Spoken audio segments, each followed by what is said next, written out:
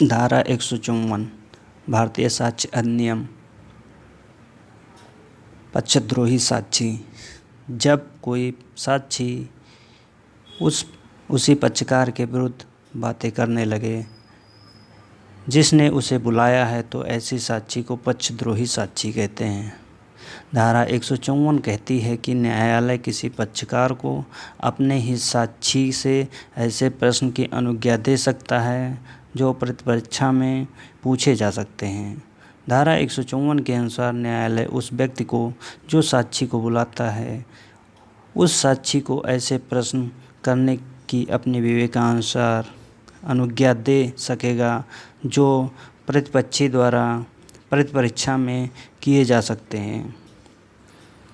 भारतीय साक्ष्य अधिनियम 2005 के संशोधन द्वारा धारा 154 के उपयुक्त मूल प्रावधान को उपधारा 1 के अंतर्गत करते हुए एक नई उपधारा 2 जोड़कर यह उपबंध किया गया है कि इस धारा की कोई भी बात उपधारा 1 के अंतर्गत साक्ष्य देने के लिए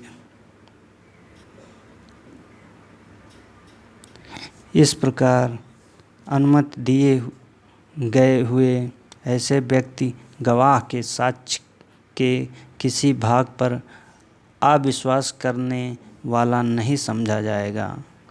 धारा 155 के अंतर्गत साक्षी की विश्वसनीयता पर अधिक्षेप किया जा सकता है, किंतु साक्ष्य संशोधन अधिनियम 2002 के द्वारा धारा 155 की उपधारा 4 को निरस्त कर दिया गया, जिसमें उपबंध था कि जब कि कोई मनुष्य बलात्संग या बलात्संग के प्रयत्न के लिए अभियोजित है तब ये दर्शित किया जा सकता है कि अभियोक्त्री साधारणतया अभिचारिणी है, अतः ऐसे अधिक्षेप नहीं किया जा सकता है, किंतु प्रतिपक्षी द्वारा या न्यायालय की अनुमति से उस पक्षकार द्वारा जिसने उसे बुलाया है निम्नलिखित प्रकार के अधिक्षेप किए जा सकते हैं।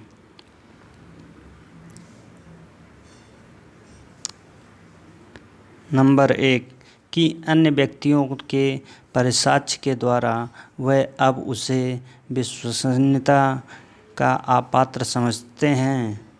नंबर 2 कि उसने रिश्वत ली या उसने दी गई या उसे अन्य भ्रष्ट उत्प्रेरणा मिली। नंबर 3 उसके पूर्ववर्ती साक्ष्यों का खंडन करने के द्वारा।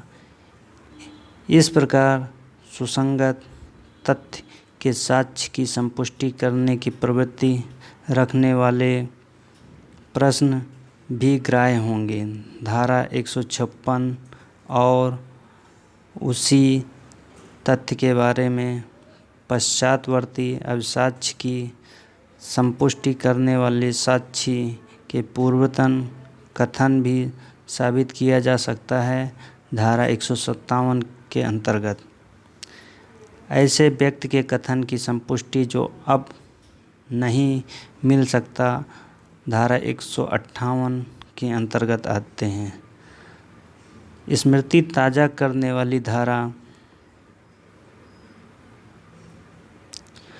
159 से 161 में दिया गया है। धारा 162 के अंतर्गत दस्तावेज पेश करने के बारे में दिया गया है। न्यायालय की प्रश्न करने की शक्ति धारा 165 के अंतर्गत आती है। धारा 166 द्वारा विवेकाधिकार जूरी और असेसर तक विस्तृत किया गया है, परंतु भारत में जूरी द्वारा विचारण की प्रथा अब नहीं रह गई है। धारा 165 के अंतर्गत न्यायालय की विस्तृत शक्ति दी गई है, जिसमें न्यायाधीश सुसंगत तथ्य का पता लगाने के लिए या उनके उचित सबूत प्राप्त करने के लिए किसी भी रूप में किसी भी समय किसी भी साक्षी या पक्षकार से या किसी भी सुसंगत या विसंगत तथ्य के बारे में कोई भी प्रश्न पूछा जा सकेगा।